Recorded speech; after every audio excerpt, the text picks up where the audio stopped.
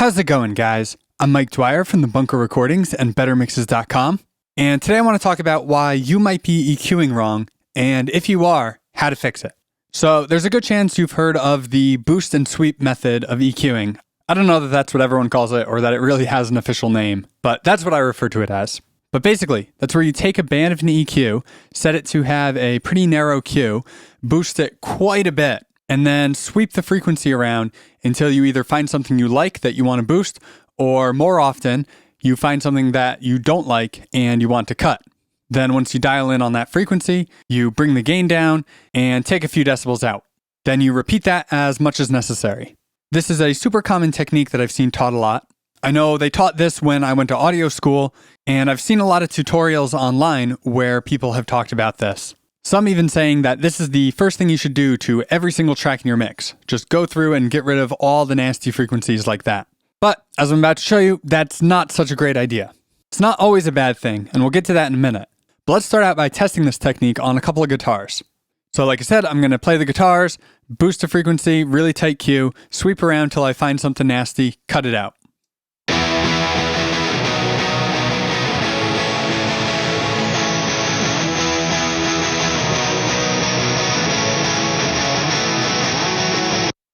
Okay, so right there at about 5.5K, that's sounding really harsh and unpleasant. So let's cut a few decibels of that out.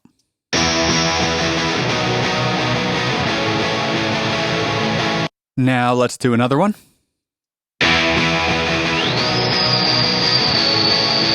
Ooh, that one's really bad.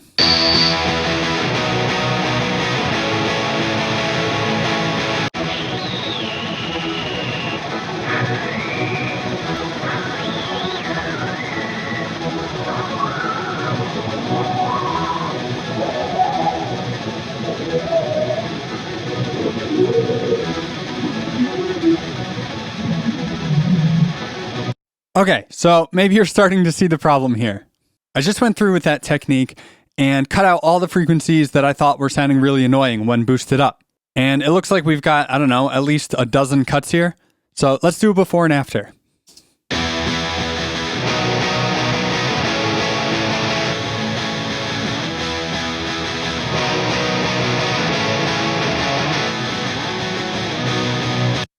So that's not so good.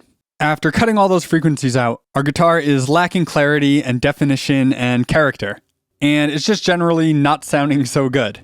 So why didn't the boost and sweep method work here?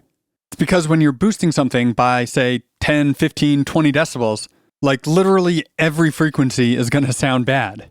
You can literally boost almost anywhere, and if you boost enough of it, you're going to say, ooh, that's sounding really nasty. Let me cut that out. So how do we get around this? Well, what I suggest to people is before they touch anything in their EQ, listen. Listen to the track, in this case the guitars, and just take notice of what's bugging you about them. If you listen to them without any EQ and you hear some weird whistly frequency, that's when the boost and sweep method can become really helpful. For instance, if you heard that constant annoying whistly frequency in somewhere in the upper mid-range of your guitars, then you can make your boost nice and narrow, sweep around just in that area, and just look for that one frequency that you were hearing.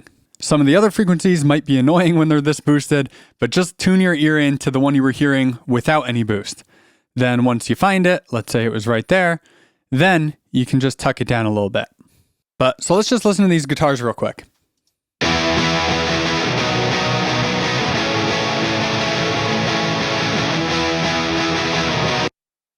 So to me, those sound really good, and I'm not hearing anything that's bugging me about them.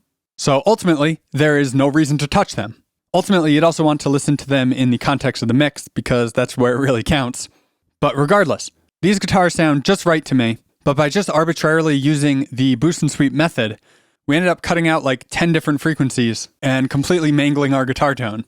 So why don't we take a look at something that I think does need some EQ. Here I have my snare top mic. Let's take a listen to it.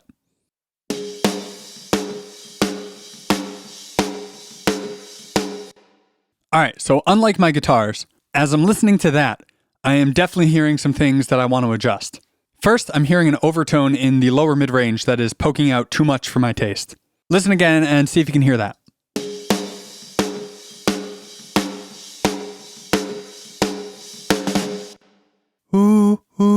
somewhere right around there. So let's find that. So we'll do our nice big boost, make it nice and narrow, and we're just going to sweep around until we find that one frequency.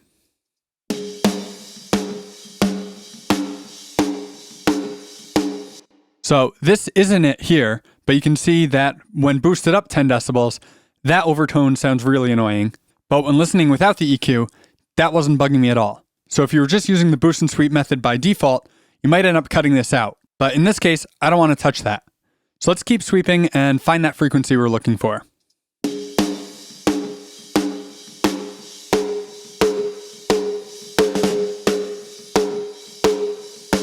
There it is. That's the one that was bugging me. So now we'll bring our gain down, and I'll slowly drop this below 0, and I'll probably tweak the Q as we go to make it fit.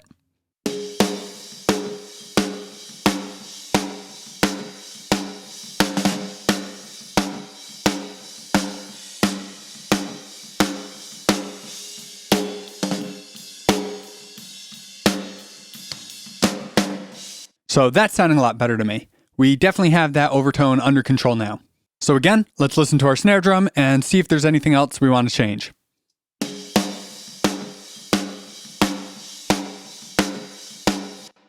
All right, so I'm hearing kind of a papery tone that I'm not digging in somewhere in the mid-range. So I'm going to want to cut a little bit of that out. So we'll once again boost and sweep. But this time, since it's not like one specific overtone or whistly note or whatever, and it's rather a tonal change that we want to make, I'm going to make my boost with a nice wide Q because that's ultimately going to be closer to what I'm going to be cutting out. This papery frequency I'm hearing isn't something that's going to be covered by, a cut like that. It's going to be fixed by a cut like that. But anyway, let's make our band, and I'll start somewhere in the mid-range here, and we'll sweep around.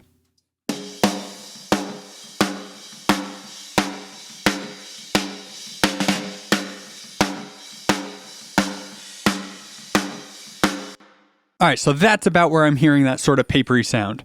So let's just duck that down a little bit until it's sounding good.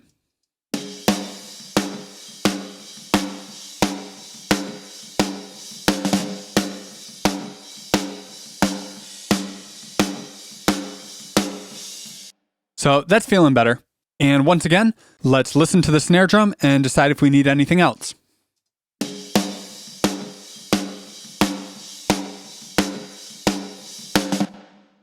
All right, so now I'm feeling like it's just a little bit dark, like it needs a little extra sizzle on top.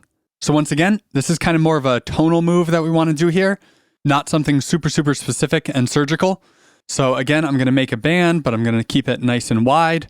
And then I'm going to sweep around in the top end until I find where I want to boost.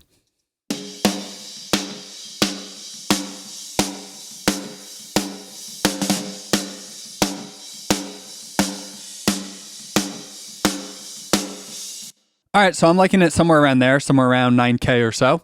But this is currently a bit too much, so I'm just going to slowly bring the gain down until I get into the sweet spot. And again, I might adjust the Q. Let's take a look.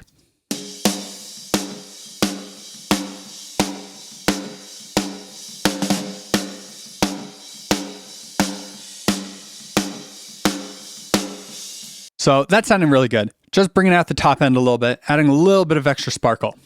And once again, let's listen to the snare and see what we think.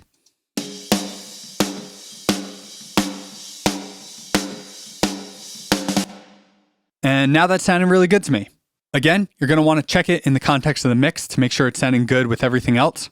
But in this case, we'll go with this EQ. But yeah, as you can see, the boost and sweep method can be very helpful, especially if your ears aren't super, super tuned in to specific frequencies yet.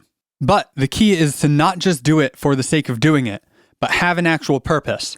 Listen to the track as is and make a decision about what you want to do with your EQ and why before you touch anything, as opposed to just EQing for the sake of EQing. So I hope you found this video helpful. If you did, be sure to leave a thumbs up and subscribe so you don't miss any future mixing tip videos. And also, head on over to bettermixes.com and grab a free copy of my Ultimate EQ cheat sheet.